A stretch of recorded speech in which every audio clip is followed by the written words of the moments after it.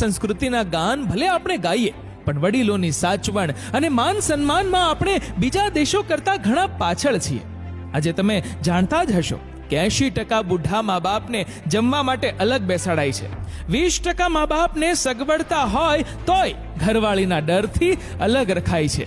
90% પુત્રો કામેથી આવીને સાંજે બાળકોને ચૂમી ઉઠે છે, તો અમુક તો ઘરવાળી વર્ષોથી વિખૂટી પડી ગઈ હોય તેમ લબાડ વેડા કરી ભેટી પડે છે, પણ ઘરમાં બા બાપુજીને કેમ છો બા કહેતા નથી. 70% મા બાપ ઘરડા થાય ને કંઈ પણ બોલે તો તમને ખબર ન પડે એમ કહીને ચૂપ કરાય છે. 90% ઘરડા માતા પિતાને દીકરાઓ તેના પૈસા બાબતે પૂછતા નથી. ભીખની જેમ એમણે રૂપિયા માંગવા પડે છે.